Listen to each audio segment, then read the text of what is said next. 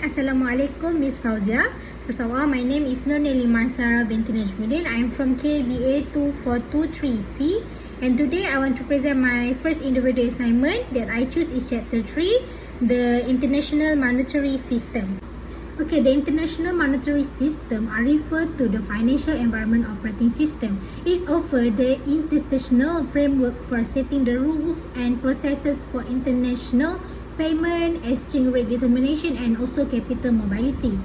It's also a system of globally agreed open norms, conventions, and supporting institutions that promote international trade, cross-border investment, and the general transfer of capital among nation-states.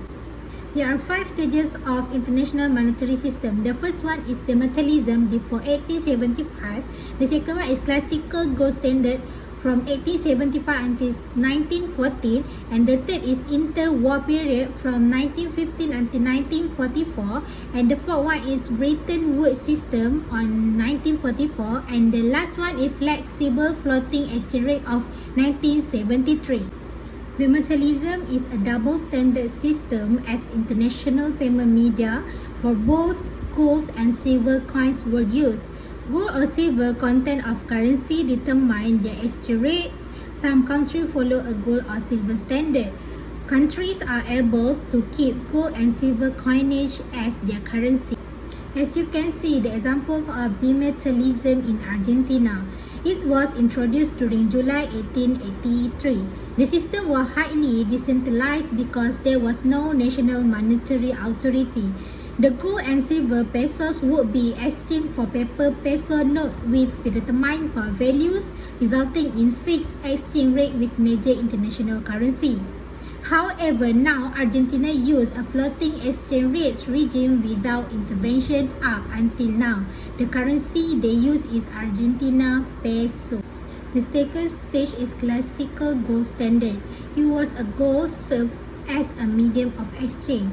Government must maintain gold in order to maintain its currency. Gold alone ensures unfettered coinage under a gold standard regime. Thus, there existed a stable convertibility between gold and national currency. For example, 1 ounce of gold same with 6 pounds and 1 ounce of gold same with 12 francs.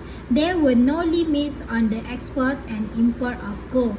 The gold's content of two currencies determine their exchange rate. Okay, as you can see here, they have advantages of gold standard. The first one is price stability. It also can facilitate adjustment automatically. It can reduce the risk in exchange rate. It also can handle the trade imbalance. And the last one, it can also strict monetary policies followed by countries. It also have these disadvantages, which are the growth output not matched with the growth of goods supplies. The supply of gold fluctuated a lot and also restricting money creation. And the last one is also can be domestic commerce cannot be fought with monetary policy. Example, German in gold standard. In 1871, Germany became the first country to adopt the gold standard, which leads to the foundation of the International Gold Standard. This is due to the fact that it encouraged other countries to adopt the gold standard. Germany abandoned the gold standard in 1915 because of war compensation had drained its gold reserve. However, it returned to the system in 1923 for several more years. Germany joined the fixed rate system in 1952. Under the provision of the agreement, the Federal Reserve, the United States Central Bank, agreed to swap any member state's currency reserve for gold. The United States possessed almost 70% of the world gold reserve in 1955. Currently, Germany using euro as a medium of exchange in the form of free floating exchange rate. Next is interwar period. This system was not standardized. The volume of international trade has decreased as a result of the lack of standards, the instability of foreign market, and the service transaction. Many countries suffered during the Great Depression. These bigger never practiced spark international relations and contribute to the global economic inflation. Through international cooperation, the situation of all countries may have been improved. The example of United States in the World War I. During the World War I, countries have abandoned the gold standard except the US. They later returned to it only briefly by the end of the World War I.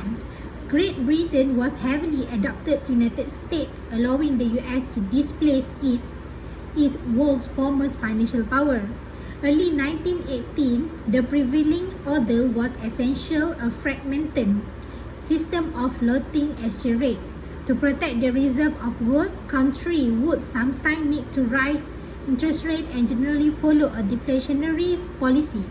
The US raised trade barriers, refused to act as an international lender, and to cancel war debt. Last but not least is Bretton Woods system. It was introduced in 1944. The Bretton Woods system arose as a result of the effect of World War II, which generated inflation, unemployment, and unstable political environment, causing every country to better rebuild their economy. The goal is to maintain exchange rate stability without relying on the gold standard, and the purpose is to create a worldwide monetary system for the post-war era. The Bretton Woods Conference gave rise to the establishment of International Monetary Fund, which is IMF, and International Bank for Construction and Development, World Bank. IMF is to help a member country that's facing problem of foreign currency reserve trade imbalance. IMF says limits on offshore fixed trading should be phased out, and the currency has gained 10% against dollars since clampdown. Features of Bretton Woods system are other currency were bound to the US dollar, which was tied to gold at $35 per ounce. Every country has to be responsible to keep its exchange rate stable within plus minus 1% of adopted par value by purchasing or selling foreign reserve as needed. The Bretton Woods system was a dollar-based gold exchange standard. Switzerland in Bretton Woods system. Switzerland joined the Bretton Woods institution in 1992. Since then, it has presided over a group that includes Azerbaijan, Kazakhstan, Tajikistan, and Uzbekistan.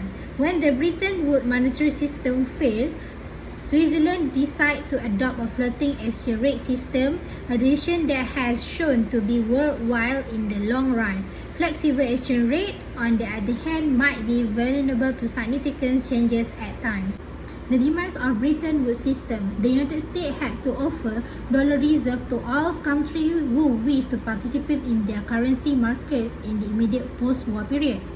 The legitimacy of the dollar's gold backing was called into question by the growing amount of dollar available around the world as a result of schemes like the Marshall Plan.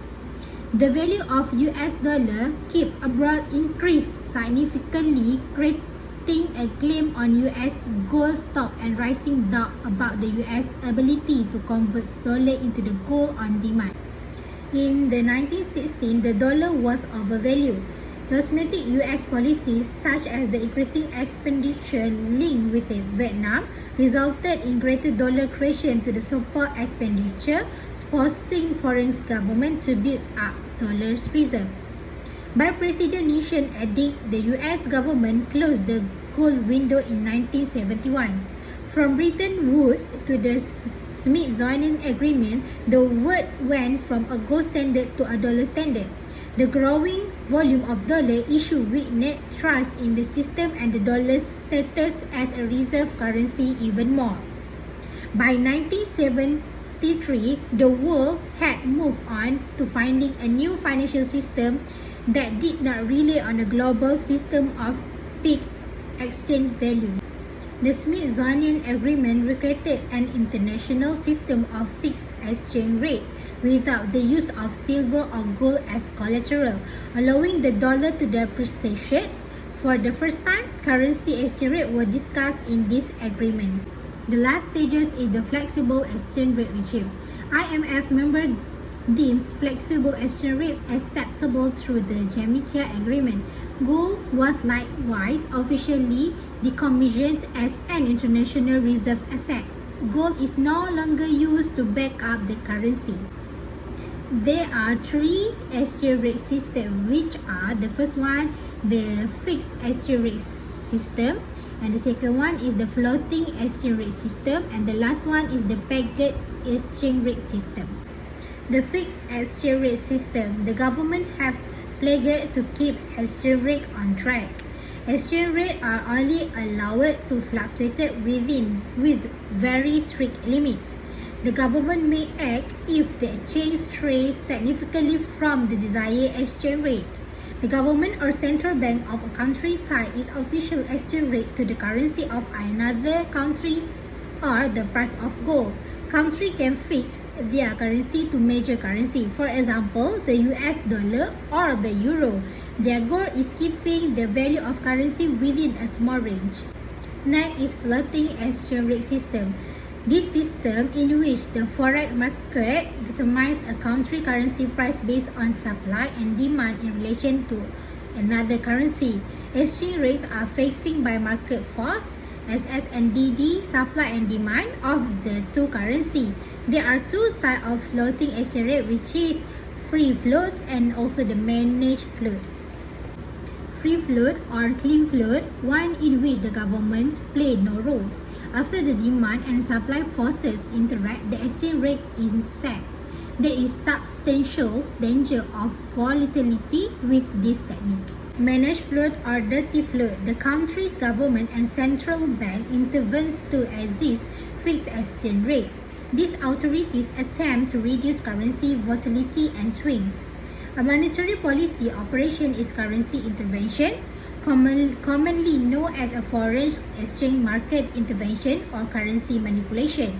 It occurs when a government or central bank purchase or sell foreign money in exchange for its own domestic currency, usually with the goal of influencing the exchange rate.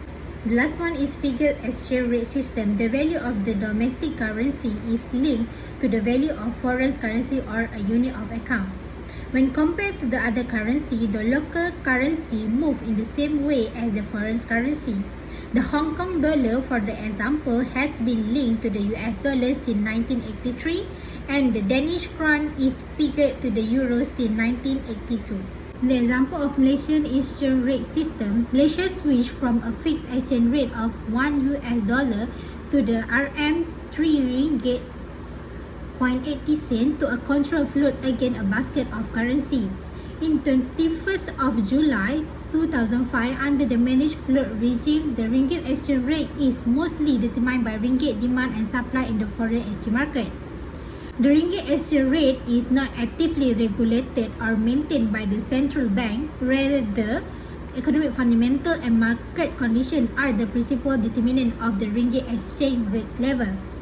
The central bank simply intervenes in this situation to decrease volatility and making sure that the exchange rate does not become fundamentally mismatched.